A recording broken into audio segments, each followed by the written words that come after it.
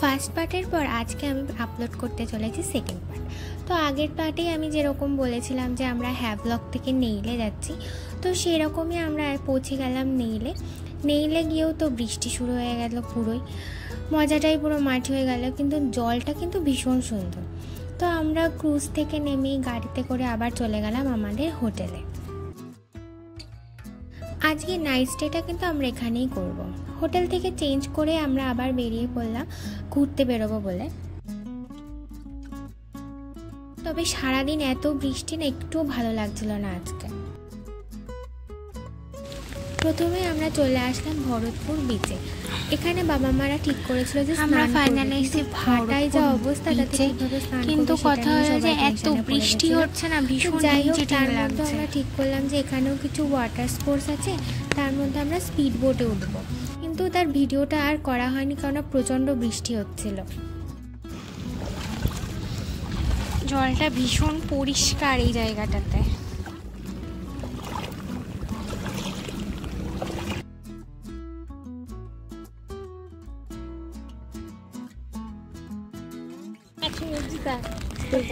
উফ, এরা ভীষণ বড় সাঁতারু চলে এসছে, আমাদের সাঁতার কাটছে এখানে। প্রচুর শপিং করলাম, তার সাথে এখান থেকে আমরা স্পিড বোট উঠেছি, কিন্তু যদিও আমাদের স্পিড বোট ফটোগুলো তোলা হয়নি। তো যাই হোক, মোটামুটি ফানই ছিল, ওই জেট স্কির মতনই ছিল, কিন্তু ওর থেকে বেশ কম রিস্কি ছিল। তো যাই হোক, এরপর আর একটা বিচে যাব। ভরতপুর বিচ থেকে বেরিয়ে আমরা চলে আসলাম ন্যাচারাল ব্রিজ দেখব বলে। এখানে এইভাবে হেঁটে হেঁটে কিছুটা যাওয়ার পরে আছে ন্যাচারাল ব্রিজটা, যেটা আমার নেইলে সব থেকে ফেভারিট ছিল। ভীষণ সুন্দর লেগেছে আমার জায়গাটা।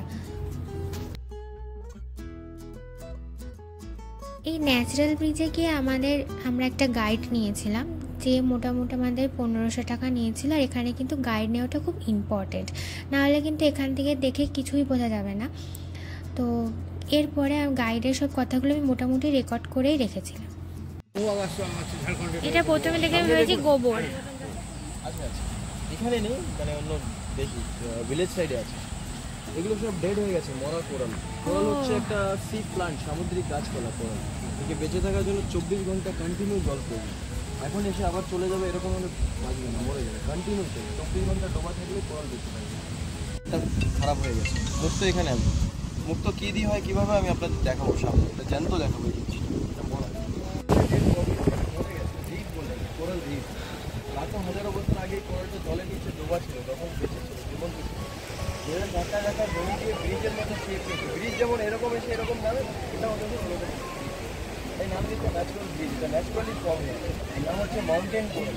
এটা একটা ডেড কোরাল, এখন মরে গেছে। জ্যান্ত কোরাল দেখা যাচ্ছে ছবি থেকে সামনে দেবে।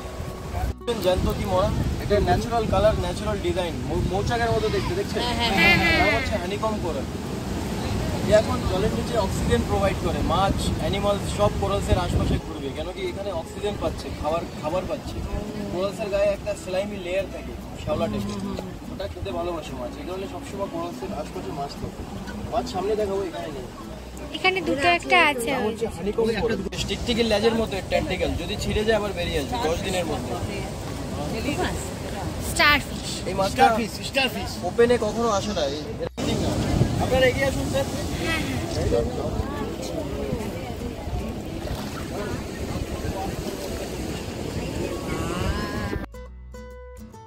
ন্যাচারাল ব্রিজের এখানে এই সমুদ্রটাও কিন্তু অসাধারণ ছিল। এখানে আমাদের গাইডে আমাদের প্রচুর ফটো তুলে দিয়েছে, যেগুলো ভীষণই সুন্দর এসছে। ফিশ, টাইগার ফিশ আর ডোরি ফিশ, একটা মুভি এসেছিল ফাইন্ডিং নিমো। হ্যাঁ হ্যাঁ হ্যাঁ, নীল মাছটা নিমোর বন্ধু থাকে। ও আচ্ছা আচ্ছা। সবাই ক্যামেরায় তাকান আমার দিকে। এটা দেখুন ম্যাডাম, ব্রেন কোরাল। এটা আপনি সি কিউকাম্বার। আমি ধরবো, ঢুকে যাবে, একটা জিগজ্যাগ মতো শেল বাইরে আসবে, ওটা ক্ল্যাম শেল বলে। মানে ঝিনুকটাই দেখতে পাবেন, দাঁতের মতো। দেখুন এই যে এসছে, দেখতে পাচ্ছেন? এটা একটা ঝিনুক কোরালের মধ্যে ঢুকে আছে, যখন ম্যাচিওর হবে ডিপসি চলে যাবে। এটাও ধরছে, দেখুন পোকাটা ঝিনুকের ভেতর বাইরে হচ্ছে, কিন্তু ঝিনুকটা নিজের জায়গায় আছে। দেখুন নীল ভাবটা চলে গেছে, দেখতে পাচ্ছেন? এটা ঝিনুকটা আছে।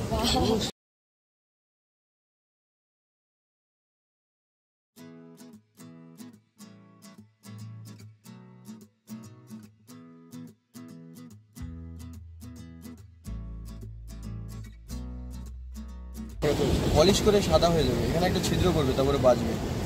Australia the Great Barrier Reef, এটা এখনো আজ অব্দি জীবন্ত। এই রিফটা মরে গেছে, এটা ওর মতনই ছোটখাটো একটা রিফ। যে বোকাটা থাকে সিঙ্গেল টাইম দেখতে হবে, বারবার দেখতে হবে না, যখন বার করবো ধ্যান দেবেন সবাই। বলতে পারছি না এটা জ্যান্ত কি মরা, যদি জ্যান্ত থাকে তাহলে পোকাটা দেখতে পাবে। মরা মরা, যদি জ্যান্ত হতো এই জায়গাটা শাইনিং। আপনি চেনেন তো না শঙ্খটা?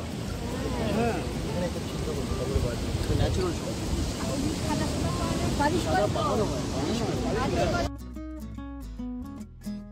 ন্যাচারাল ব্রিজে আমাদের গাইড দাদা কিন্তু প্রচুর আন্ডার ওয়াটার ভিডিও তুলে দিয়েছে, তার মধ্যে কয়েকটা ভিডিও আমি এখানে আপলোড করেছি। মাছগুলো কিন্তু দেখতে খুব সুন্দর লাগছিল। আর আমরা ন্যাচারাল ব্রিজে অনেকক্ষণ ছিলাম। আর এই গাছটাকে দাদাটা বললো অনেকটা লজ্জাবতী গাছ টাইপসের বলা হয়, আর আমরা তার সাথে সি স্নেকও দেখতে পেয়েছিলাম। আর এখান থেকে আমরা আমাদের হোটেলে গিয়ে রাতটা কাটিয়ে নিয়েছিলাম। সকাল থেকেই প্রচুর বৃষ্টি, তার মধ্যে আমাদের ফিরে যেতে হবে বলে আবার রেডি হয়ে গেলাম।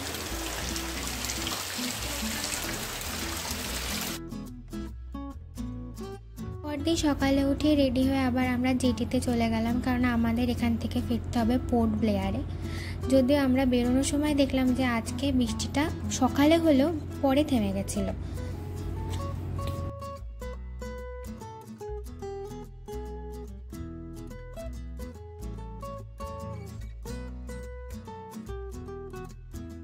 আমরা কিন্তু ফিরে আসার সময় সুন্দর নীল জল মনে হচ্ছে এখানেই থেকে যায়, আরো সুন্দর নীল ভরে গেছে। আর এই যে ক্রুজ দাঁড়িয়ে রয়েছে, এখানে আমরা থাকতে পারবো না এখানে, তো ক্রুজে চলে আসলো আর আমরা ক্রুজে উঠে গেলাম সবাই।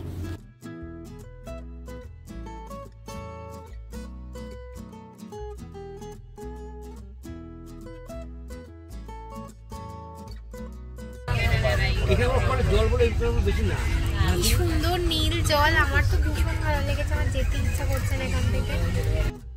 ক্রুজে আমাদের প্রায় 1 থেকে 1.5 ঘন্টা লেগেছিল।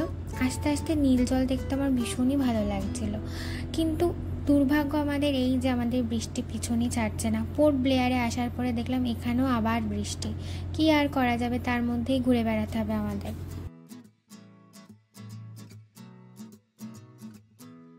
ব্লেয়ারে নেমে একটু খেয়ে দিয়ে চলে গেলাম আমরা সমিল দেখতে।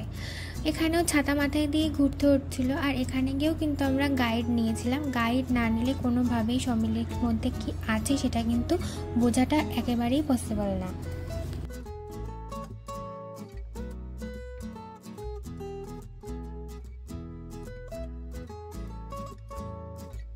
গাইড নেওয়ার আগে আমরা এইখানটাতে ঘুরছিলাম, এখানে আন্দামানের সমস্ত ডিটেলস দেওয়া আছে, আর কাঠের প্রচুর সুন্দর সুন্দর জিনিস দিয়ে সাজানো।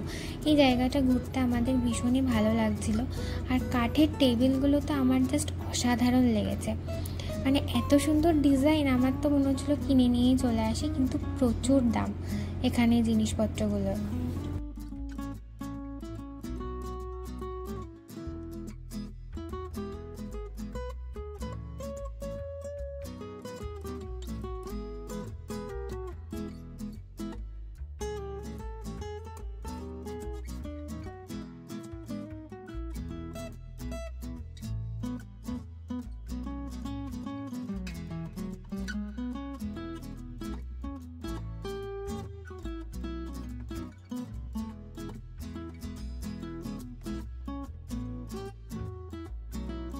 এটা কিন্তু আসল ডলফিন, শুধু স্টাফিং করা রয়েছে ভিতরটাতে।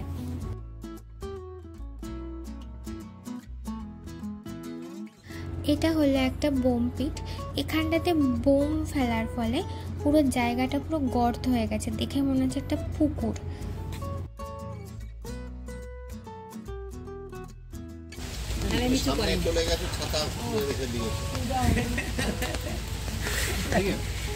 ब्रिटिशर यहाँ पे बॉम्ब गिराता बताया था। हाँ। ब्रिटिश बॉम्ब कैसे गिराते थे? फ्लाइट से आते थे। अच्छा। जैसे फ्लाइट से आते थे ना, तो फ्लाइट की आवाज़ सुनते यहाँ पे सायरन बजाते हैं, सायरन। वो सायरन की आवाज़ सुनते इस मिल पे जितने भी लोग काम करते थे वो इसके अंदर लगे चुप जाते थे। लेकिन ये बंकर पहले ऐसा नहीं था, इतना ईजिली दिखने जैसा नहीं था। पहले गेट नहीं था, पाइप नहीं था, टोटली कवर था। आपके पीछे छोटा सा नाली जैसा दिख रहा है पंप है, ये थोड़ा ब्रॉड था। पहले लोग इससे क्रॉस होके जाते थे। ये यहाँ आराम होके 390 मीटर्स का पीछे शीशोर पे मिंगल होता था। अब इसका 5%। বাঙ্কারটা কিন্তু ভীষণই অন্ধকার ছিল, মানে ছ্যাঁতছ্যাঁতেও ছিল প্রচণ্ড। এইটা হলো আন্দামানের সবথেকে দামি কাঠের একটা জায়গা, এখানে কাঠ চেরাই করা হয়। এগুলো কিন্তু সেই দামি পেডক গাছগুলো, যেগুলো এখানে কিন্তু কাটা হয় না, মানে যেই গাছগুলো মারা যায় সেই গাছগুলোকে এখানে নিয়ে এসে রাখা হয় আর সেখান থেকে বিভিন্ন জিনিসপত্র বানানো হয়।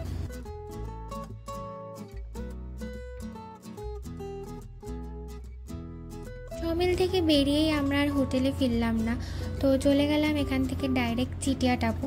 চিটিয়া টাপুর এখানটায় কিন্তু ভীষণই সুন্দর ভিউ ছিল, আর গিয়ে তো বৃষ্টি আমাদের পিছনই ছাড়ছে না, কি আর করব, কিন্তু জায়গাটা কিন্তু অসাধারণ ছিল। এই বৃষ্টির মধ্যে ছাতা মাথায় দিয়ে ঘোরাঘুরি করলাম আর তার সাথে একটু রিলসও বানিয়ে নিলাম সবাই, আর জায়গাটা সত্যিই ভীষণ সুন্দর।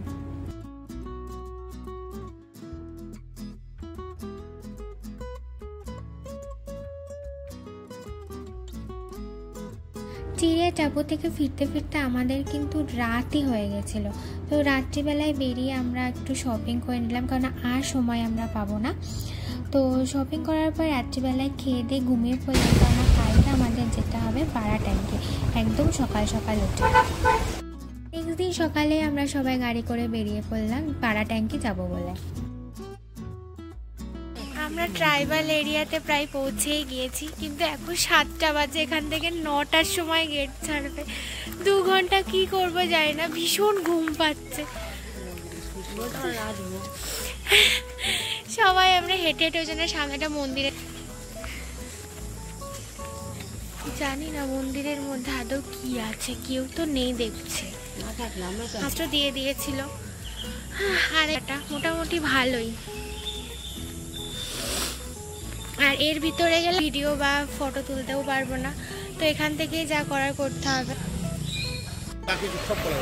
এই গেটটা অবধি আমরা আসতে পেরেছি, এই গেটের ওপার থেকে আর কিছুই করা যাবে না। এই গেটটাই হচ্ছে মানে ফটো তোলা যাবে না, কোনো ফোনও ইউজ করতে পারবো না। এরপর থেকে জারোয়াদের মানে বাসস্থান, এবার হয়তো দেখা যেতে পারে, দেখা যাক লাক ভালো থাকে কিনা। ট্রাইবাল এরিয়া ক্রস করার পরে আমরা আর একটা লঞ্চে উঠে ওপারে গেলাম, সেখান থেকে আবার আমরা লাইমস্টোন কেভে যাব। তো আমরা কিন্তু বেশ আসার সময় 2টো জারোয়া দেখতে পেয়েছি, আর লাইমস্টোন কেভে যাওয়ার সময় কিন্তু মানে জলের মধ্যে দিয়ে যাওয়াটা ভীষণই এক্সাইটিং ছিল, আর আশেপাশের ম্যানগ্রোভগুলো দেখতেও কিন্তু খুবই সুন্দর লাগছিল। ও না না, এর ভিতরে ওয়াও,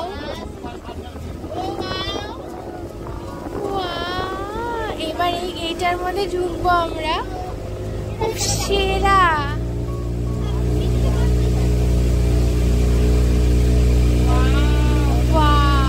অসাধারণ লাগছে ভিতরটা, আর চারিপাশটা তো ভীষণ সুন্দর।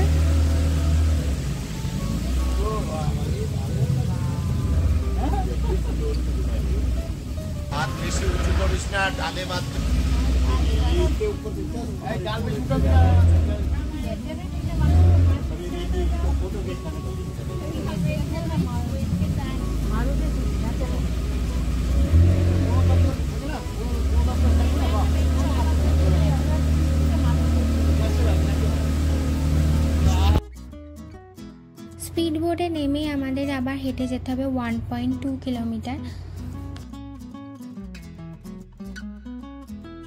আজকের দিনটা কিন্তু খুব সানি ছিল, আর তাই জন্য আজকে কিন্তু প্রচণ্ড গরমও ছিল, ঘেমে একদম অবস্থা খারাপ হয়ে যাচ্ছিল আজকে। কিন্তু রাস্তাটা বেশ সুন্দর ছিল, অনেক গাছ ছিল, দেখতেও বেশ ভালো লাগছিল। এটা একটা ছোট গ্রাম, হাঁটতে হাঁটতে দেখলাম।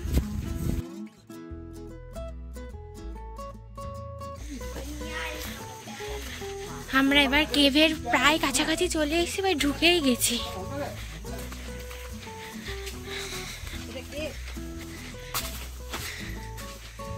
এখানে ভিডিও করাটাও ডিফিকাল্ট, কারণ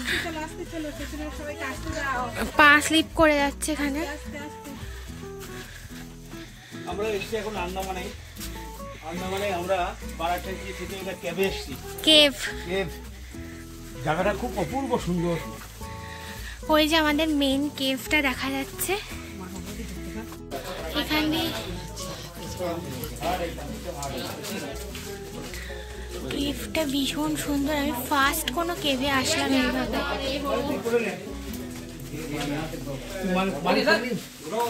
मगरमच्छ तो मुझे साफ निकलते हैं। ये जो सफेद सफेद दिख रहे हैं ना, ये पूरा पानी का ड्रॉप है। ये पानी का ड्रॉप क्या है, गिरते रहेगा। इसमें जो एक गिर गिर के एक शेप बनते हैं। इसमें क्या सिलिकॉन मेटल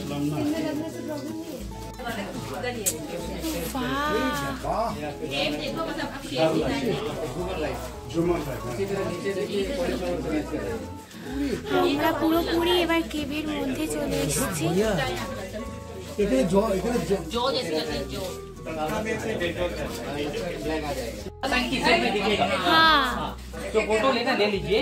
ऊपर आप देखेगा तो एक लाइटिंग झूमर है, एक झाड़बत्ती बोलता है ना सर। हाँ है एकदम। आप ऊपर देखिएगा। हाँ, ये देखिए इसमें शाइनिंग कर रहा है, ये देखिए शाइनिंग कर रहा है, चमक रहा है, देखिए।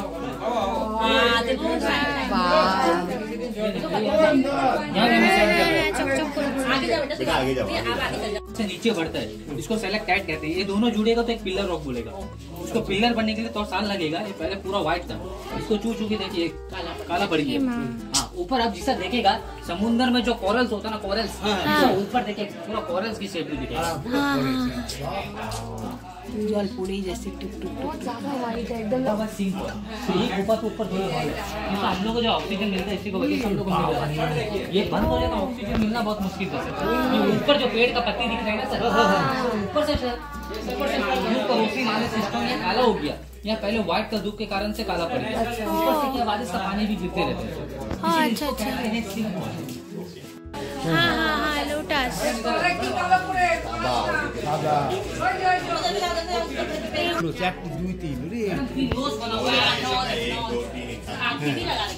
হিমা ও চলে এসছে এর মধ্যে আমাদের সাথে সাথে। सर यहाँ पे देखिए गणेश, हाँ हाँ गणेश का मूर्ति। ये है पेड़ का रूट है, ये देखिए। ओ वाह बारे। ऊपर से जो है पेड़ का रूट साइज स्टोन पे बागे ताबा, ऊपर देखिए बागे ताबा की शेप में दिखेगा। मार्बल्स होता है ना सर, जैसे प्योर व्हाइट मार्बल्स। यहाँ पे देखिए कितना व्हाइट है, यहाँ देखिए बहुत व्हाइट, पूरा व्हाइट है। अंदर देखिए सर पूरा व्हाइट है।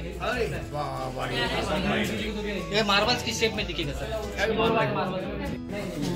इससे आगे कोई नहीं जाता, स्नेक भी देख लेते हैं, इसलिए कोई नहीं जाते। लास्ट एंडिंग पॉइंट है, ये आपका जेली फिश है, वो शिव जी वो एलिफेंट की शेप में दिखेगा। ये लास्ट एंडिंग पॉइंट। अच्छा अच्छा ये जेली फिश, ये शिव जी वो एलिफेंट। ये लास्ट एंडिंग। বাহ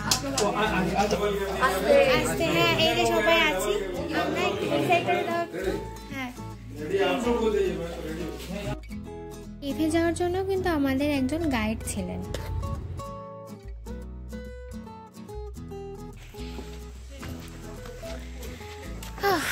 আমরা যাচ্ছি এবার বোটে উঠবো। আমি জানি না কোন রাস্তা দিয়ে নিয়ে যাচ্ছে আমাদের, কিন্তু রাস্তাটা ভীষণ সুন্দর, তাই ভাবলাম একটু ভিডিও করে নিই। এরকম বসার জায়গাও রয়েছে প্রচুর। কেভ ঘোরা হয়ে গেলে আমরা আবার স্পিড বোটটাই করে চলে আসলাম, যেখান থেকে লঞ্চে উঠবো। আর আকাশটা কিন্তু আজকে দেখো কি সুন্দর লাগছে দেখতে।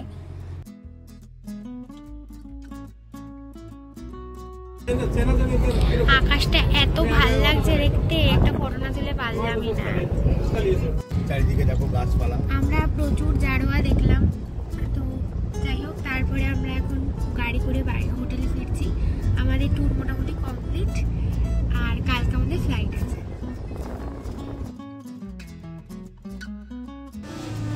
গুড মর্নিং, আজকে আমাদের লাস্ট দিন, আর আজকে আমরা বেরিয়ে যাব, ফ্লাইট ধরতে বেরিয়েছি সবাই। সবাইকে দেখেই বোঝা যাচ্ছে ভীষণ টায়ার্ড, এক সপ্তাহ ধরে কালো হয়ে গেছে একদম পুরো কালো হয়ে গেছি ট্যান পরে। Bye bye bye bye Andaman. হ্যাঁ বাই বাই।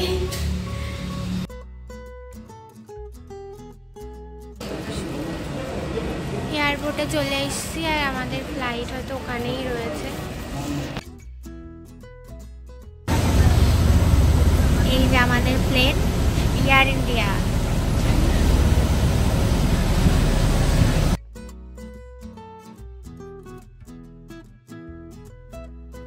ফেরার দিন প্লেনে উঠে হয়ে গেল আর এক বিপত্তি। এত টার্বুলেন্স হচ্ছিলো না, ভীষণ ভয় লাগছিলো। আমি তো প্রে করছিলাম যে কখন নামবো, মানে সিরিয়াসলি এত ভয় আমি কোনোদিনই পাইনি।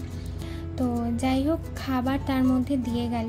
আর টার্বুলেন্সের জন্য কিন্তু আমাদের চা বা কফিটাও দেয়া হয়নি, কিন্তু খাবারটা কিন্তু ভীষণ ভালো ছিল, ভিস্তারার থেকে অনেক ভালো।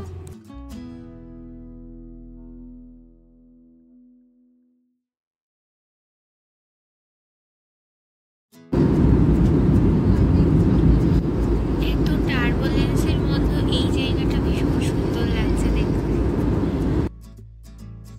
যাই হোক, খানিক ঢং করতে করতে আমি দেখলাম আমরা মেনল্যান্ডের কাছাকাছি চলে এসেছি। আর ওই যে দেখা যাচ্ছে যে মেনল্যান্ড ঢুকলো প্লেনটা, কি সুন্দর লাগছে দেখতে, নদীগুলোও কি সুন্দরভাবে দেখা যাচ্ছে।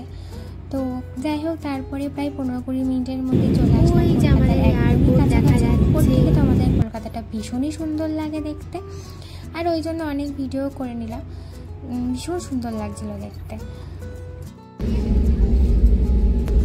ফাইনালি আমরা ল্যান্ড করে গেছি, অনেক ভয় লাগছিল ল্যান্ড করার সময়। তারপর আমরা আবার আমাদের লাগেজ কালেক্ট করে আবার চলে আসলাম। আমরা একটা গাড়ি বুক করেছিলাম, সেই গাড়িতে করেই চলে আসলাম বনগাঁয়। তো আমাদের ট্যুর তো এখানেই শেষ, আর ব্লগটাও এখানে আমি শেষ করলাম। তো সবাইকে বাই।